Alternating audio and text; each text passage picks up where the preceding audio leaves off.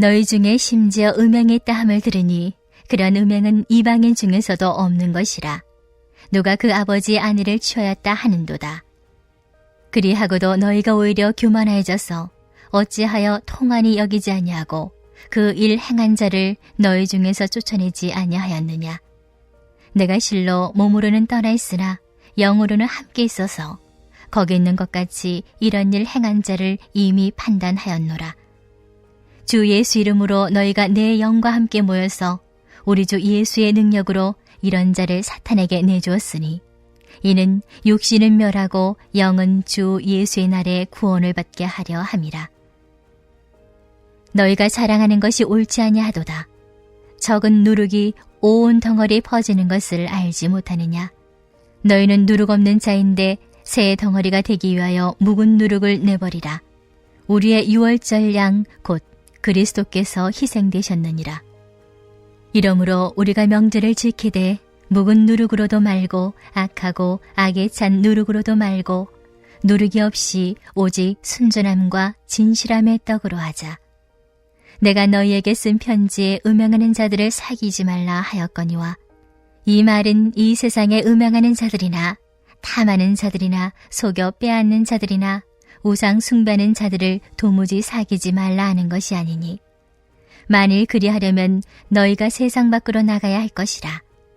이제 내가 너희에게 쓴 것은 만일 어떤 형제라 일컫는 자가 음행하거나 탐욕을 부리거나 우상 숭배를 하거나 모욕하거나 술 취하거나 속여 빼앗거든 사귀지도 말고 그런 자와는 함께 먹지도 말라 함이라. 밖에 있는 사람들을 판단하는 것이야 내게 무슨 상관이 있으리오마는 교회 안에 있는 사람들이야 너희가 판단하지 아니하랴. 밖에 있는 사람들은 하나님이 심판하시려니와 이 악한 사람은 너희 중에서 내쫓으라.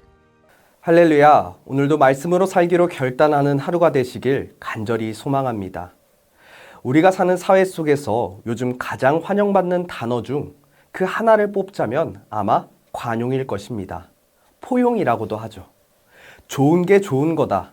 남의 사생활에는 간섭하지 말자라는 태도가 미덕처럼 여겨질 때가 많이 있습니다.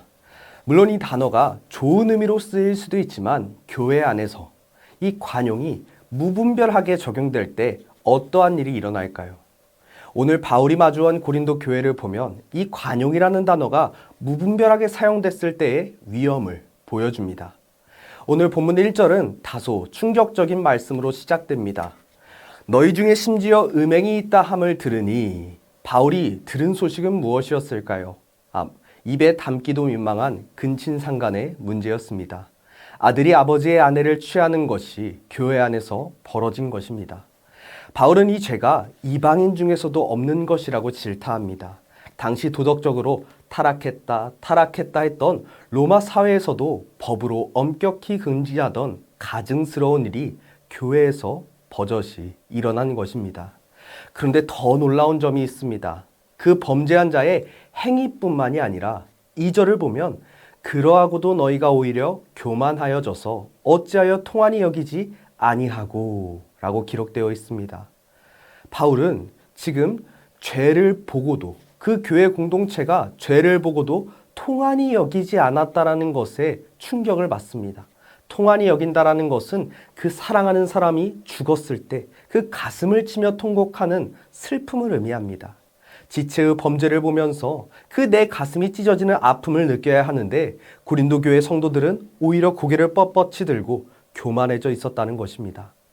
그들은 우리는 지금 영적으로 자유하기 때문에 구원받았기 때문에 이런 사소한 육신의 일 따위는 상관없어 하면서 자부하는 지적인 교만으로 가득 차 있었습니다. 혹은 우리는 이만큼 넓은 마음을 가졌어 하면서 잘못된 관용의 신앙을 가지고 있었다는 것입니다. 사랑하는 안디옥교회 성도 여러분, 우리의 삶과 교회가 어떠한지 오늘 한번 돌아보길 소망합니다. 음란이라는 부분뿐만이 아니라 그것에 집중할 필요 없이 우리가 죄에 대해 인식하는 태도가 어떠한지를 돌아봐야 합니다. 우리가 죄 앞에서 시대의 흐름이라고 생각하며 묵인하고 있고 또 그 죄에 대해 둔감히 여겨져서 이 정도 죄쯤이야 하며 넘어가지 않았는지 돌아봐야 한다는 것입니다. 그래서 오늘 이 말씀을 통하여 우리가 죄에 대해 어떻게 반응하고 있는지 생각하고 잘못된 영적 교만이 꺾일 수 있는 하루가 되시길 간절히 소망합니다. 바울은 이 문제를 회피하지 않았습니다. 3절부터 5절까지의 말씀을 보면 바울은 마치 재판관처럼 엄중한 판결을 내립니다. 특히 5절의 말씀을 보면 이런 자를 사탄에게 내어주었으니 이는 육신은 멸하고 영은 주 예수의 날에 구원을 받게 하려 함이라. 아멘. 여러분, 사탄에게 내어주었다는 표현은 오늘날로 치면 출교를 의미합니다. 하나님의 통치가 있는 거룩한 공동체 밖으로 내보내어 죄의 대가를 톡톡히 치르게 하라는 것입니다. 언뜻 보면 너무 냉혹해 보일 수 있습니다. 어떻게 교회가 이럴 수 있나 싶을 수 있습니다. 하지만 여러분, 여기에 담긴 바울의 진심을 잘 살펴보셔야 합니다. 여러분, 권징의 목적은 심판이 아니라 회복입니다. 심판이 아니라 회복입니다. 육신은 멸하고 라고 말한 것의 뜻은 그 사람의 생명을 끊으라는 것이 아닙니다. 죄를 짓게 만든 정욕과 옛 자아가 징계라는 고통의 시간을 통하여 깨어지게 하라라는 것을 의미하는 것입니다. 그리고 영은 주 예수의 날에 구원을 받게 하려 함이라. 이것이 바로 중요합니다. 지금 공동체에서 끊어지는 아픔을 겪더라도 그 고통을 통해 회개하고 돌아와서 결국 주님 앞에 섰을 때 구원을 받게 하려는 그 큰 계획이라고 할 수 있습니다. 여러분, 권징은 교회의 권위를 세우기 위한 도구가 아닙니다. 한 영혼이 그 멸망의 길로 가는 것을 막기 위한 사랑이라는 것을 기억해야 합니다. 그래서 때로는 아플 수 있지만 그 아픔이 구원으로 향한다면 그것은 감내해야 합니다. 우리 성도님들은 가정의 제사장이며 교회의 기둥들입니다. 자녀나 공동체원들이 잘못된 길로 갈 때 미움을 살까봐 침묵하는 것은 진정한 사랑은 아닙니다. 바른 소리를 할 수 있는 용기, 그리고 그 영혼을 돌아올 때까지 함께 울어주는 인내, 그것이 오늘 우리에게 필요한 사랑의 훈계이자 우리의 믿음의 영역임을 믿으시길 소망합니다. 사도 바울은 이제 죄의 문제가 왜 교회가 단호하게 대처해야 하는가에 대해서 이야기하고 있습니다. 바로 우리가 익숙한 누룩의 비유를 통해서 말하고 있습니다. 6절의 말씀을 제가 한번 읽어드리도록 하겠습니다. 너희가 자랑하는 것이 옳지 아니하도다. 적은 누룩은 온 덩어리에 퍼지는 것을 알지 못하느냐. 아멘. 여러분, 누룩이 무엇인지 아십니까? 누룩은 밀가루 반죽을 부풀리게 하는 효모입니다. 처음에는 눈에 보이지 않을 정도로 작은 양을 넣지만 시간이 지나면 반죽 전체를 다 부풀리고 성질을 완전히 바꾸어 버립니다. 그만큼 누룩의 효과는 대단합니다. 바울은 바로 죄의 전염의 문제가 바로 누룩으로 비유한 것입니다. 그런데 성도 여러분, 바로 이어지는 7절의 말씀을 보면 우리가 언뜻 상식적으로 이해하기 어려운 모순과 같은 말씀이 나옵니다. 제가 7절의 상반절을 함께 읽어드리도록 하겠습니다. 너희는 누룩 없는 자인데 새 덩어리가 되기 위하여 묵은 누룩을 내버리라 라고 기록되어 있습니다. 이 말씀이 뭔가 논리적으로 이상하다라고 느낄 수 있습니다. 바울은 분명 우리를 향해 너희는 누룩 없애는 자, 없는 자라고 선포합니다. 이미 깨끗하다는 뜻입니다. 그런데 바로 앞에는 새 덩어리가 되기 위해 묵은 누룩을 내버리라 라고 명령합니다. 이미 깨끗한데 묵은 누룩을 내버리라? 이게 아마 이상할 수 있습니다. 내 안에 이미 누룩이 없는데 뭘 또 내버려서 새삼스럽게 새 덩어리가 되라고 말하는 걸까? 이미 깨끗한데 왜 또 깨끗해지라고 하는 건가? 뭔가 앞뒤가 안 맞고 조금은 이해하기가 어려울 수 있습니다. 하지만 여러분, 여기에 오늘 말씀 속에 중요한 그 예수 그리스도의 복음이 숨겨져 있습니다. 바울은 지금 우리의 신분과 삶이 어떻게 연결되는지를 가르쳐 주는 것입니다. 이렇게 이야기하면 조금 어려울 수 있으니 예화를 하나 들자면 길거리를 떠들며 쓰레기통을 뒤지던 그 가난한 사람 한 명이 있었습니다.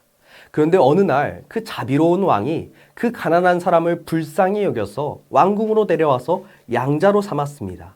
하루아침에 법적인 왕자가 된 것입니다. 자, 이제 이 가난한 사람은 왕자일까요? 왕자가 아닐까요? 왕자라는 신분으로 완전히 바뀌게 된 것입니다. 그런데 그 왕궁에 들어온 이 왕자가, 이 아이가 밥을 먹을 때 여전히 손으로 허겁지겁 먹고 막 땅에 떨어진 음식도 예전에 그 가난했을 때처럼 주워 먹습니다. 또 몸에는 여전히 가난했던 시절에 더러운 냄새가 납니다. 그때 왕이 다가와서 그 아이를 쫓아낼까요? 그렇지 않습니다. 왕은 부드럽지만 단호하게 이렇게 아마 얘기할 것입니다. 아들아, 너는 이제 자랑스러운 이 나라의 왕자의 신분을 가졌다. 그러니 이제 그 더러운 가난한 그 옷과 버릇을 다 버리고 품위 있게 삶으로 행동하거라 라고 얘기할 것입니다. 사랑하는 안디옥교회 성도 여러분, 오늘 본문의 논리가 바로 이것입니다. 너희는 누룩 없는 자다. 즉, 우리가 죄를 안 지어서 누룩이 없는 것이 아닙니다. 우리의 유월절 양, 그 어린 양, 그 예수 그리스도께서 우리를 위해 십자가를 지심으로, 즉 예수 그리스도께서 우리를 위해 피를 흘리심으로 우리의 모든 죄의 대가가 단번이 해결되었습니다.